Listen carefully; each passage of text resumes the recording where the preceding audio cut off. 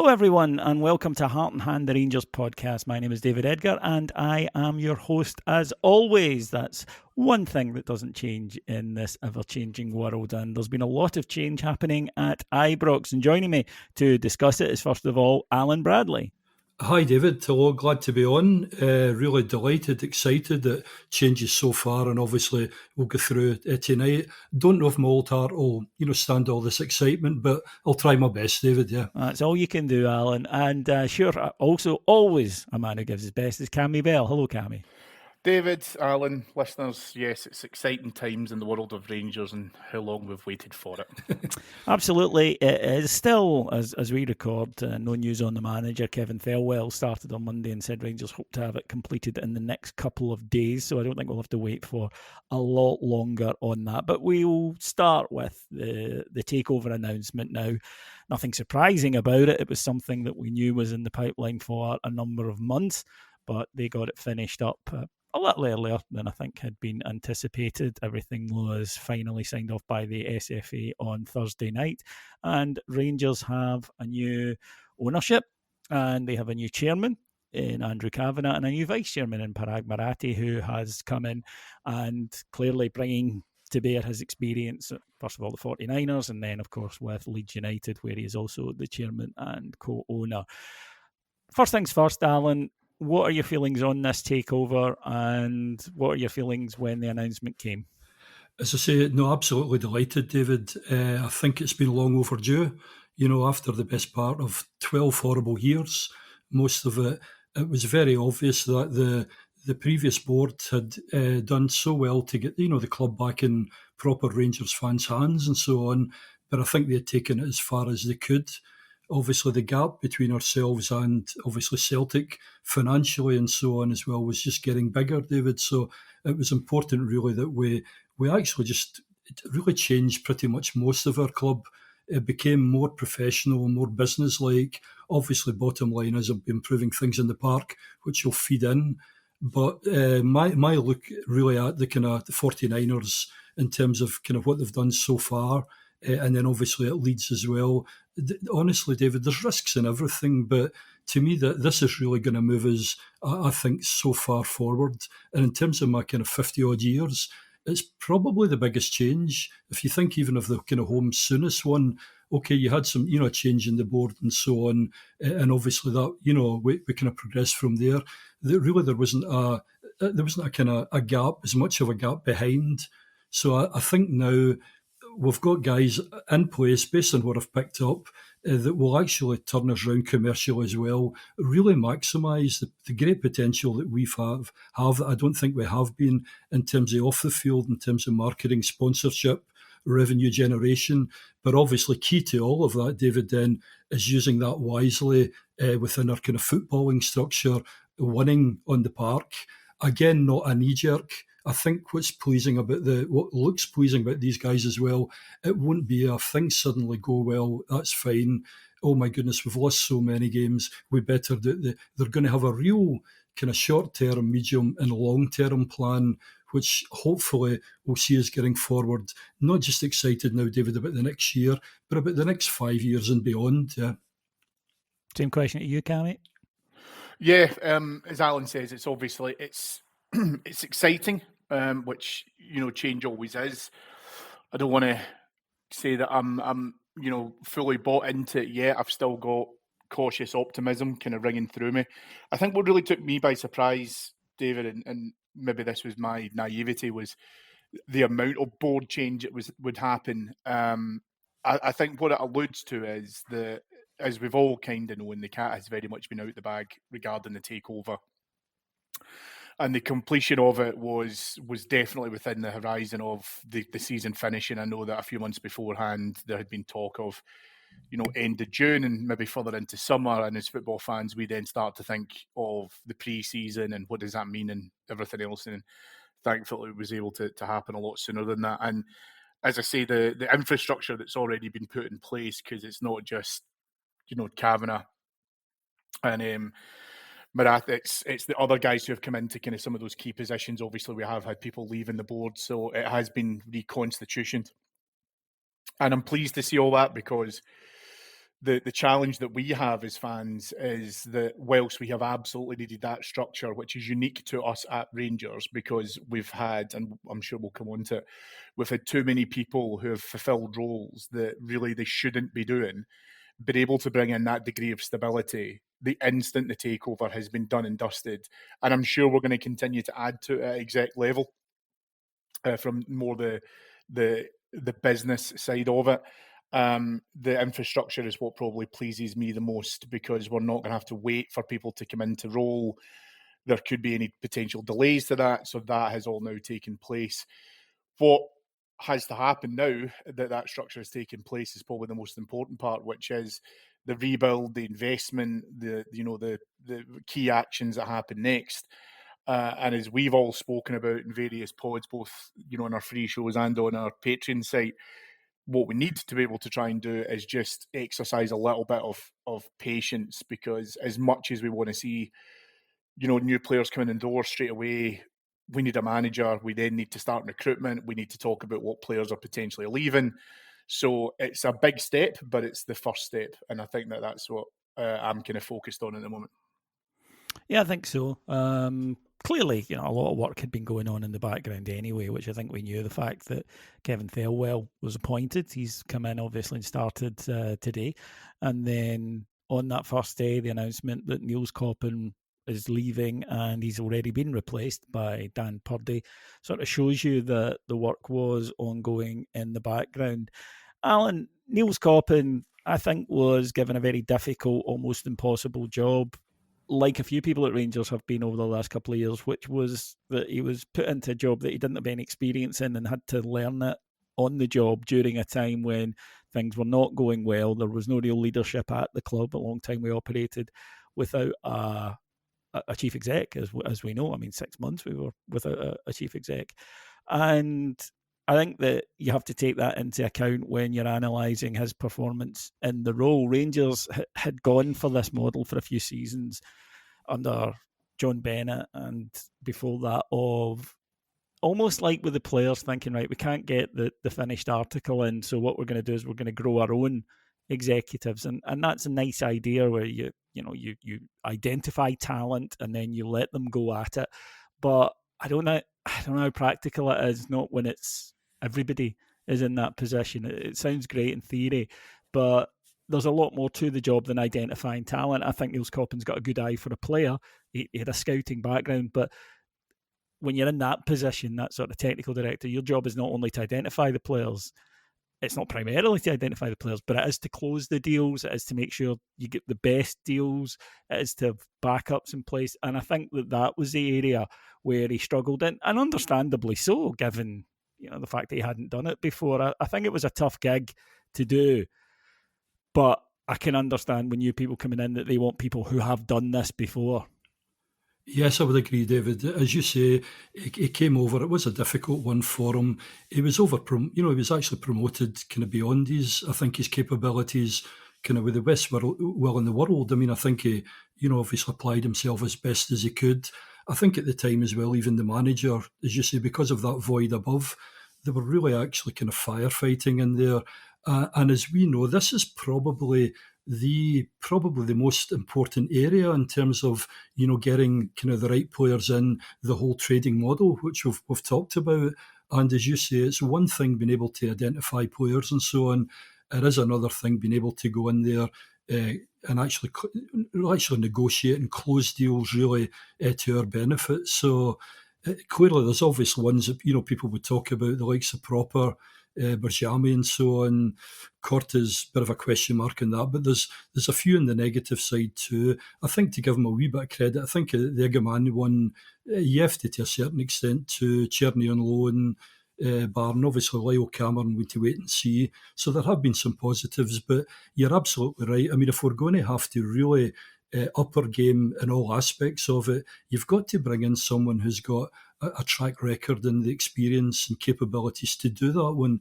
That's why I'm really pleased, sort of Kevin Thelwell coming in as well. And I think as well, Dan Purdy and him working together. obviously I don't know Everton as as much as the likes of yourself, David, but anything that I've picked up, when you consider the kind of profit and sustainability stuff, the position they were in, the two of them seem to have done pretty well. There's been the odd wee thing that hasn't went well, but overall I think there's more positives, and that's what we're going to have to need really, again, kind of, from the outset. I think you didn't touch on it in my intro as well, but what is good, as you say, is that stuff has been done in the kind of background as well. We have already been looking, so we've not suddenly went, okay, from this day, what are we about here? You can tell that this has all been thought out now, and ultimately it's going to lead us to the appointment of, well, it's going to be a head coach, within the new model, David. So, but yeah, did as best as he could. Bit of a mixed bag, but to be honest with you, I think we've got far more in terms of Thelwell and Purdy in there, which I think should help us, yeah. Cammy, speaking to Leeds United fans about their ownership and the way the club's run. Now, obviously, right now, they've just been promoted and won the championship, so there's a sense of giddiness there that you have to take into account. But it was positive, as I say, as you might expect, given the timing. But what was interesting to me is they said that they do have a plan, these guys, and they are not affected by outside noise. And anyone who thinks that the Rangers board weren't affected by outside noise around the club, 2 words, Frank Lampard, right? They were, sometimes too much. Fans would say, oh, they're not listening to us. They were. And at times that it affected their decision-making. And he was telling me that last year, for example, Leeds sold their 3 best players, Gray, Somerville and Rutter, for about 120 million. Brought in 6 players for around about 30 million and got a better team out of it. And he said then in January, people were wanting signings and they said, no, we don't need anybody. And he said, again, the fans were going loopy, but they just kept on and they were proved right. That will be an interesting thing to see going forward because, when Rangers fans don't like something, we let it be known. Yeah, and I mean, again, I wouldn't decry the previous board too much because I understand why they were trying to do what they were trying to do, which was they almost wanted to appear popular and to a certain extent placate the Rangers support and dance a wee bit to that tune, and it wasn't going to work. And as much as we like to think that we know so much about football, by and large, football and decisions should be left to people who know a hell of a lot more about it than us. And there's been elements, and as Alan's kind of touched on there, Koppen, I don't know if it's a bit unfair on him in terms of to completely decry all of his signings and say that they were poor, which I don't agree with. And Alan rightly says, there are definitely some positives in there. If he had more time within the role, could he have continued on that success? We don't know and we'll never know. What's clear though is that the takeover has announced the fact that we have people who we want to be able to do this. And that is a bona fide structure. It's not a case of, well, we'll just kind of manage along and see how best we can do and, repeat the same mistakes of that Rangers board of, well, let's just bring someone in and then we'll catapult them into a job, which you can't do because fundamentally it's lazy recruitment.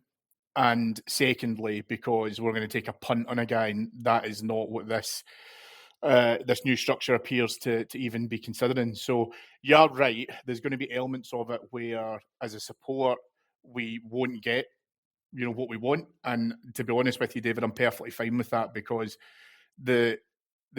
we have to provide the trust now into this board that they've got longer term thinking than we have. And again, it probably comes back to my point I mentioned before about, we have to be able to try and take the time. Where I don't believe that they'll drag their feet is that they've not spent this money, they've not moved this far along and spent the amount of due diligence that they have done merely just to come in and not be a success. That's quite clearly a huge pillar of their game plan. And we'll definitely get some rhetoric coming out in the next few weeks from them, proper RTV interviews and what have you, where they'll say, this is going to be the structure and this is what we are aiming towards. We need to build on that first. I know that will be coming down the pipeline. But that's good because that's what we've needed. And we can't have both things at once. We can't have this established structure and people knowing what they're doing and instant success. It just doesn't work like that. So I'm perfectly happy to hear that you've got a board that will be pragmatic, that will think about longer term decisions and not make snap investments. Because that was the thing that I would have put towards the board and Koppen before, was we jumped into what I always kind of referred to as the backup plan investments. We would go after a player, we couldn't get that player, and then all of a sudden we would pull another player who we hadn't heard about out the back, and that felt to me it's because we didn't land our first target. So we're not going to get them all right, let's be honest, but it's more important now that we're building longer term future and being able to bring players in that we know that are going to be a success at some stage. That's the most important thing for us at the moment. Alan, Cammy spoke there about trust, and I think that is one of the things that the new board will have to, the new owners will have to establish, because it has been beaten down, really, among the Rangers support, because we've watched bad decision upon bad decision, and they've compounded each other, and then it ended with what we saw last season, which was pretty calamitous all in. And I think that that's something that they have to earn. I think that initially you do get that sort of leeway. Okay, we'll wait and see this. But I think that there is a generation of Rangers fans who understandably are conditioned to expect the people in charge of the club to get things wrong, because they continually have got things wrong. And I think there are other things that as a support we might have to unlearn. I'll give you an example. It looks as though Nico Raskin's going to leave this summer. He's been a very, very decent player for us over the last year or so. Inconsistent up till then, if we're being honest. But there's also talk, it's just rumours, of course, but that Mohamed Diamandi might be going. And of course, that some Rangers fans say, we can't lose both of them this summer. And I think, well, we can, because there is literally not one player that I think we cannot lose. I don't think there is anybody in that squad that I look at and say, we could not do without you. And I think that it's almost a bit like Stockholm syndrome, that we've become, so conditioned to looking for any sort of anything at all, any bright spark, anything that might be coming through this cloud of darkness, that we've maybe glommed onto certain players. But I tend to just look at things and go, look, the last few years haven't been successful enough, and the people have played a part in that. Sure, some of them will stay, and some of them under a new manager, etc., with new players in them will do well. That's just practical. We have to do it. But there is nobody that I look at and I go, I cannot make a case for.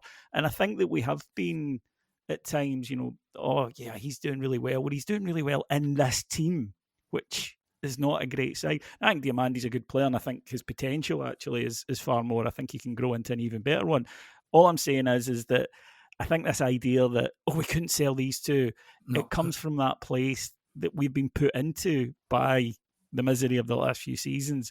And I think that that's something the new board will have to overcome, if you like, that sort of inbuilt suspicion and inbuilt thinking that has come after a period of being very unsuccessful. Yeah, I think you're right, David. And as I say, if Kevin Thelwell and Dan Purdy are doing their job anyway, the key is it's opportunities. I know, as you say, it's my goodness, he might be our best player. I'm in agreement with you, by the way. There's no one at all. Iggaman, I'd probably like to keep him for a wee bit in terms of the potential and so on. But the likes of the rest of the team, he'd be the one. Right. I'd say, yeah. Aye, but the rest of them, David, that would just sit there from a business point of view and say, we've got an opportunity of making, 10 million quid, 15, whatever it would be on this player. What else do we have out there?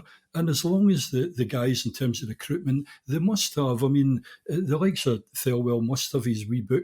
They must have players that they're already kind of looking at potentially to come in. Clearly the new manager as well, or the coach, will have a lot to do with that one too. But no, I think it is, and I think we're just going to have to get used to that.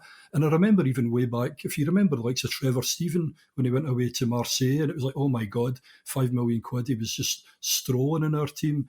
But again, obviously it's on a larger scale now, but no, everyone, David, and it might even be a case of you've got a couple, they're only here for a year, but if we can actually flip them and get more, ultimately long term, that's what's going to happen. You're going to have to improve in terms of the kind of financial and the profitability of the club. It might be, as you say, we've had this instinct of no, but my goodness, we've got so many examples, haven't we, more recently, in the past, haven't we, in terms of players, the likes of Morelos and so on, Kent and things. No, as far as I'm concerned, there's no one's off limits at all, David. And as much as we're asking, in particular, has done well in the second half of the season, and as you said, Diamande, particularly in European games and bits, but no, there's nobody at all, David. And hopefully this is what the guys they've got the plan and they're looking at the kind of the P&L side of the business. That should be it, and it should then the sort of the KPIs and the targets from the recruitment team, they should have. It should be a case of you really need to flip X number of players, you need to bring in more, and we really need to be every year. I don't know if it was Leeds or it was, they're talking about 4 times or whatever in terms of the kind of player trading, over so many years. We need to be doing that, David. We need to get far more kind of positive coming out of them. And again, as long as we've got a number of players coming in and we've got a certain way of working as well, that also gives, if you've got this Rangers way of playing, once we decide this is the way we're going to do and everything's got to be aligned, then you should be able to even plan a year, 2 years in terms of players that are going to be able to come in. It's just the same in business, isn't it, David? If anyone's successful or whatever, but you've always got to have if this guy's headhunted or goes elsewhere or it's to our benefit, you've got to have people sitting there ready to come in, from it. So, no, I'd agree with you, mate, yeah. Cammy, on that, and it's something that Alan referenced there, which is experience in business. One of the things I like about the takeover, and incidentally, at the moment it's this, it's the fresh snow, right? We can project onto anything we want, and I try to be careful of that, of saying, I want them to do this, so therefore they're going to do this. But one of the things I do like is not so much something for the future, but something in the recent past, which is they are not people who are coming in with no football experience. And the reason I say this is I always flip it. When people come into football, and we saw it with our guys, but we saw it previously, other club, Chelsea recently been a good example. People come in and they say, well, I'll be very successful in the business that I'm in. I'm going to bring all that business knowledge into football. I'm going to operate it and I'll be a success here. And quite often they flail. Jim Ratcliffe at Manchester United is a very current example of that as well.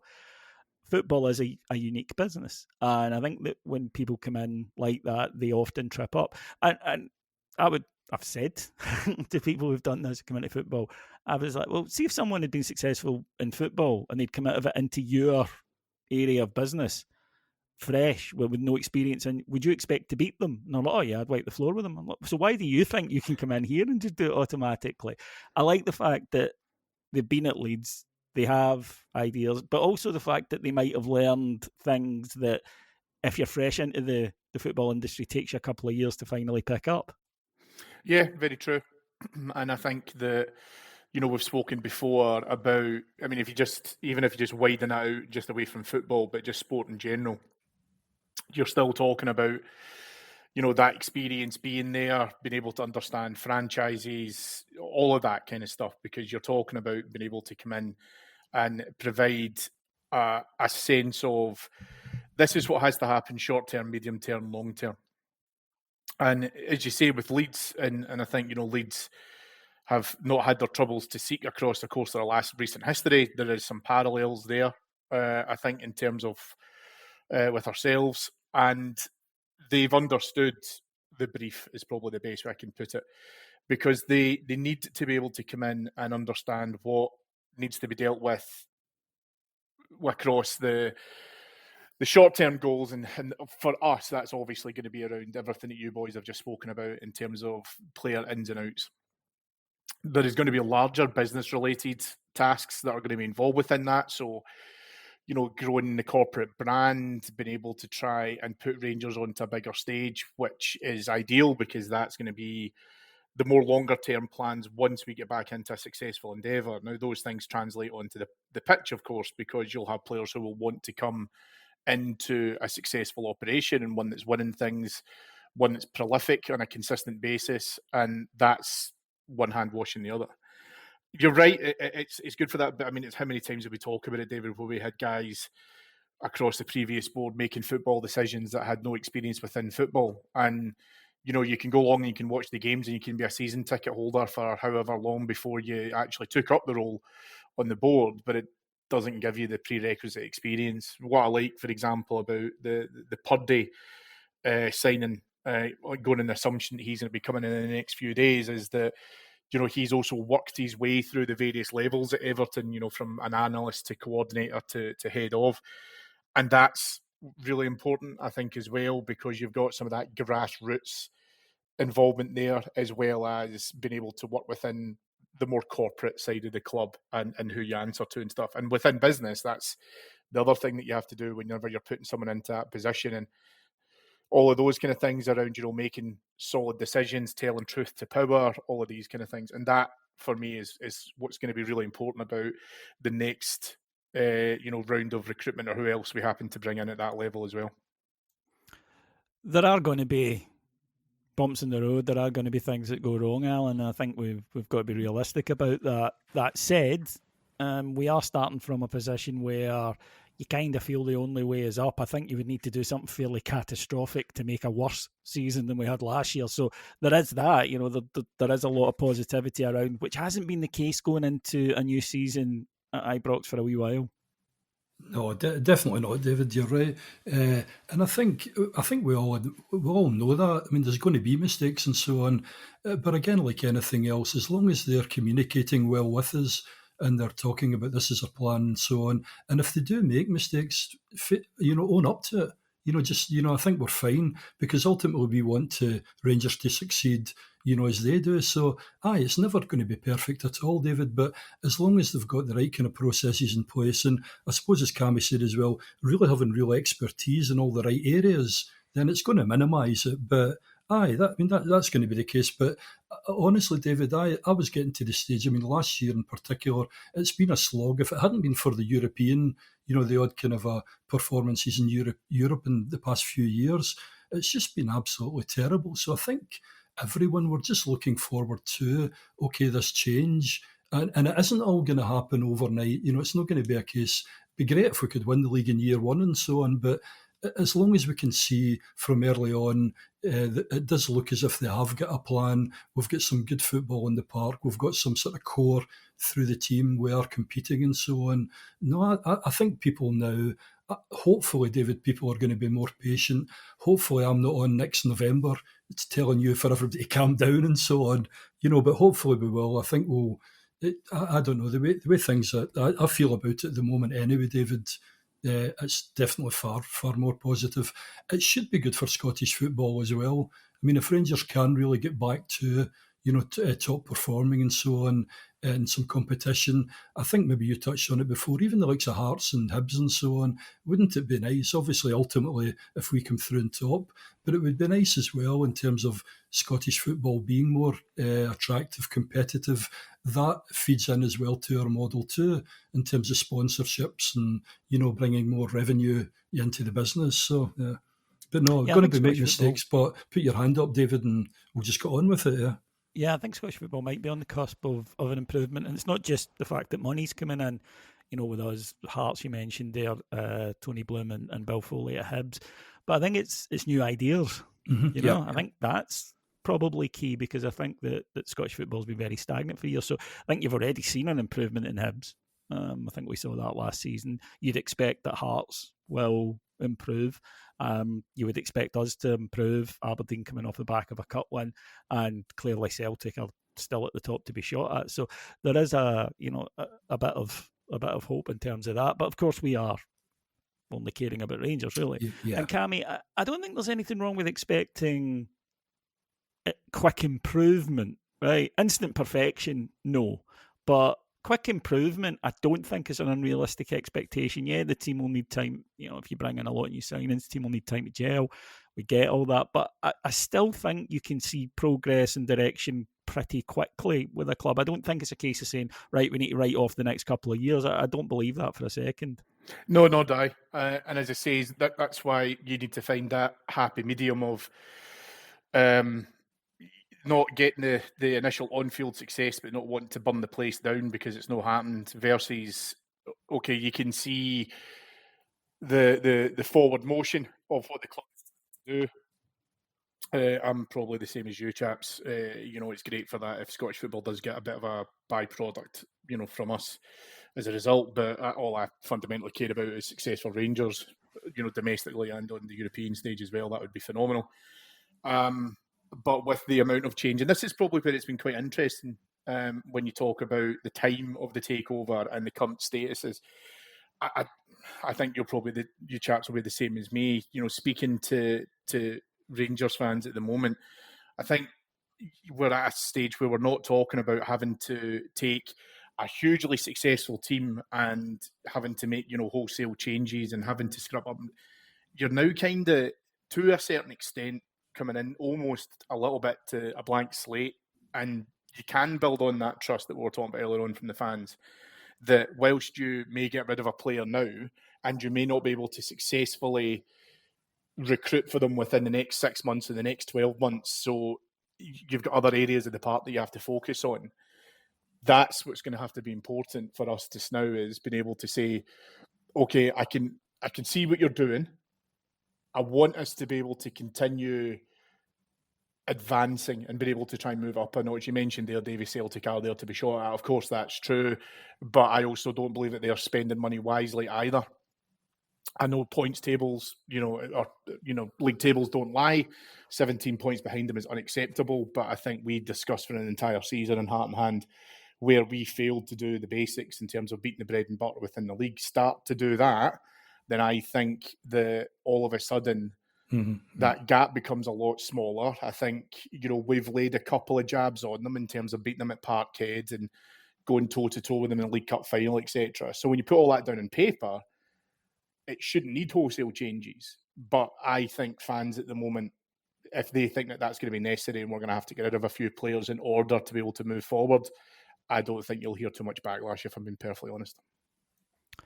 Alan, Cammy mentioned the word basics there, and really you can trace a lot of Rangers' fundamental issues over the last certainly 5 years to not doing the basics well enough and to talking about stuff but never following it through and putting things in place and then abandoning it and moving to another direction. There are a lot of cautionary tales at Rangers over the last few years for any new owner. No, you're right. There's been kind of a few false dawns and we've thought, this is great. And then it's all things change again. Let's go with this now, something else. So, no, I think, as I say, hopefully they'll have kind of seen that. Even the review as well, they've had a wee look over the best part of maybe 8-10 months or so on this one as well. And it will just be a case of getting these basics right, and I mentioned as well, obviously, David, about the spine of the team and so on. So if you really need to just get the kind of spine of the team. But again, they need to be a team that we know we're playing in a certain market in terms of Scottish football. So they have to be able to cope with that. But get the basics right with that one. Sprinkle on, a wee bit more quality and so on. And again, I don't think we're not be that far away, David. But it's just going to be a case of kind of having this plan in place, kind of being patient, and then just hopefully building up and getting momentum, to turn things our way. Yeah. There's a great point there, David. Sorry, just to cut in, but there's a great point there that Alan makes around we can't do the best in class stuff any longer. This is one of the best. Yeah. One of the best squads that we've seen in a long time. It's time to earn that. Stop earning us and start showing us. Exactly. And that'll be interesting because, as I say, whilst I absolutely expect, some comms from the club in terms of what we're planning on doing going forward, and I get all of that, that's grand. But what Rangers fans want fundamentally is actions. And that will be interesting to see, obviously, what happens next. That will be the initial litmus test, I think. I think key, sorry David, just coming in there, and I think that is key as well within this whole football area, and that you can talk about all the business stuff and all the strategy and so on, but as you say, ultimately what we see on the pitch ain't going to lie. You can't hide behind it. We've had, over the past few years, we've had people telling us, what you're looking at is different to what we think the reality is, but the likes of this, as long as there's progress, and we are moving forward. But certainly all the business stuff in the world and all the communications and so on, ultimately, you don't need to be a rocket scientist to see, are Rangers winning more games now? Are they playing better football? And to me, that's going to be the reality for everyone. No, it is that simple, and you're absolutely right. We've had people try to tell us one thing, but our eyes have told us another. And when that happens, it just damages your credibility, and credibility in any business is the most important thing you can have. It's a currency that you get, but once it's squandered, it's very, very hard to get back. Right then, folks, that will do us for this week here on Heart and Hand. There is loads more discussion on our Patreon site, patreon.com/Heart and Hand, where from just $1.99 per month, just 50p a week, you can be kept up to date on all things Rangers. It's the best, most complete site for your Rangers gossip, especially through a summer with no football. My thanks to our producers, Mike Lee and Paul Myers, and my thanks to my two guests this evening. First of all, to Cammy Bell. A pleasure. Thank you, buddy. And to Alan Bradley. Thanks, David. Really enjoyed it. Yep, thanks. We'll be back next week, folks. Until then, it promises to be a busy week for Rangers. Keep your eyes peeled, as I say, on our Patreon for everything that's happening, but we'll also pop up here and on YouTube for you guys who don't subscribe. And if you really should consider it, it's very good. Trust me. I know I'm biased, but I wouldn't lie to you. Right. Thanks for listening, folks. We'll talk to you again next week. Take care, everybody. Bye-bye.